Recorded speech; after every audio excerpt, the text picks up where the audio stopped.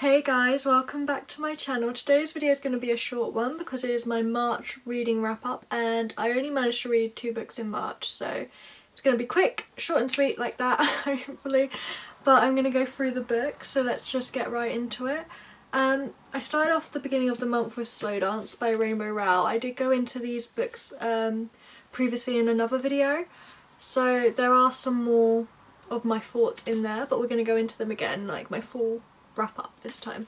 So Slow Dance by Rowell. I don't want to slate it. It wasn't for me. It was good. I read it in 2 days, so it was good. However, it wasn't for the age range I'm in. It was about people in their mid-30s going through divorces, they had kids, and that's just not where I am in life. It's about 2 friends who fall out of connection and then meet up again at one of their friends' weddings, and how they just sort of reconnect. So I'll read you the blurb, and if it sounds like something you'd enjoy, I recommend you getting it because, like I say, it was a quick read. However, it just wasn't for me. So, back in high school, everybody thought, also, the name in this book, every time I would read it, threw me out of the story because it's a name I've never heard before. Anyway, back in high school, everybody thought Shiloh and Carrie would end up together. Everybody but Shiloh and Carrie. They were just friends, best friends. They spent entire summers sitting on Shiloh's porch steps, dreaming about the future. Shiloh was going to become an actress and Carrie was going to join the Navy, and nothing was ever going to change between them. Shiloh made him promise. While Shiloh did train to be an actress and Carrie did join the Navy, reading's hard, guys, but somehow everything changed. Now it's been 14 years since Shiloh last spoke to Carrie. She's been married and divorced, she has 2 kids, and she's back in North Omaha, living in the same house she grew up in. Her life is nothing like she planned. While Shiloh gets invited to an old friend's wedding, all she can think about is whether Carrie will be there, and if he is, whether they can find their way back to each other. So the way I would describe this book is friends to lovers to strangers to friends back to lovers, and if those tropes sound like something you'd enjoy, you will love this book. And I love Rowell's writing as it is, so I think that's why I read it so quickly. I will read more of her books, and I don't really want to give it a rating because I know people will enjoy it. It just wasn't for me. So if this sounds like something you'd enjoy, I'd recommend reading it because I think it would be a really good summer read on the beach, quick and easy, and you will fly through it. And it is a romance. I don't know if I said that. It's a romance. The next book I read was Our Infinite Fates by Laura Stevens. Stephen, I keep saying Stevens. Comes out naturally. Laura Stephen. And it's beautiful. And it's new, and it's marketed as fantasy. But it is not what I expected. So it's more of like maybe urban fantasy meets magical realism because it's set in modern day times. I was not expecting that. I was expecting a whole different world. It's set in modern day times and there's only a slight bit of fantasy towards the end, I would say, and also I would say it's magical realism. There's a little bit of sprinkle of like magical things going on in there. Again, I know people will love this book. However, it wasn't for me. You're following what's her name? What is her name?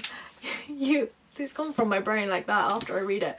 We're following Evelyn and Arden, and okay, this book did remind me, I will read you the blurb and everything, did remind me of Invisible Strings by Taylor Swift, that song, and the red string theory, how you have a string on your little finger connecting you to someone else. And if you're like, if that sounds like something you'd like, you will love this book. So I'll read you the blurb, although it is in one of my other videos. The ribbon binding their wrists together was as red as a wound. Evelyn has lived. Every time I read you the blurbs, guys, I feel like I'm in school reading out a passage, and the pressure that used to put on me scared me. We'll start again. Evelyn has lived countless lives, and in every single one she's been killed before her 18th birthday. But in her present life, her little sister needs her in order to stay alive.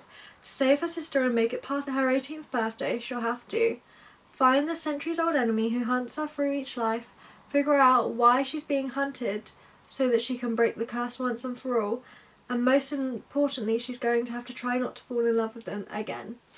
So, like I said, I expected high stakes fantasy, like enemies to lovers where they're constantly trying to kill each other, like knife to throat. A bit like if you've read Powerless, that sort of enemies to lovers, like peak enemies to lovers, like I want to kill you, I hate you, but actually you love each other, like honestly, get real. But that is not this. So I'm going to spill some tea right now. This book, so if you're going to read it, don't listen to this part of the video, just scroll ahead. This book is actually more, they're two souls who get reincarnated into a body each time they kill each other, but they don't know why they're killing each other until the end of the book. So when they turn 18, it's hard to describe as it was hard to read. They grow up in this body, and then as they start to get older, they remember like being murdered by someone else. And then when they turn 18, they each find each other and have to kill each other, but they don't know why. And you don't know why either until the end of the book. And like it just didn't make sense to me.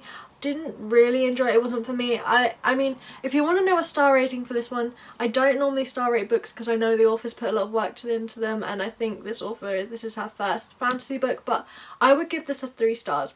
That's my opinion, but I know so many people will love this. I have never read Addie LaRue, but it's compared to Addie LaRue, I think, and that's a very good book. I've heard, I've not read it. But if this just sounds like something you'd enjoy, I would recommend reading it because it is good. However, it wasn't for me because I expected a completely different story, and I think I was expecting that the whole time while reading it, if that makes sense. But yeah, it's beautiful. Most beautiful book I own. Right. Those were the 2 books I read in March. I'm obviously reading another book, but I'm not going to get through that till probably the beginning of April, but I will show it to you and tell you my thoughts so far. So that is Rewitched by Lucy Jane Wood. I'm enjoying this book. I am 151 pages in, so this will be in my April reading wrap up. It's a cozy fantasy book, so if that sounds like something you'd enjoy, I'd recommend giving it a go. But I would read it, if you do want to get this book, I would recommend reading it in autumn because it's set in autumn time. It's more like pumpkins, it's giving pumpkin spice, pumpkins, autumn leaves, and it's just giving those vibes, but it's so cozy. So yeah, I'd recommend this one, but obviously this is going to be in my April reading wrap up, so I can't tell you my thoughts. I honestly don't know where it's going either, but I am enjoying it. So there are all the books I've read in March, and I will see you again soon with another video, so don't forget to like, comment and subscribe, and thanks so much for watching. Bye guys!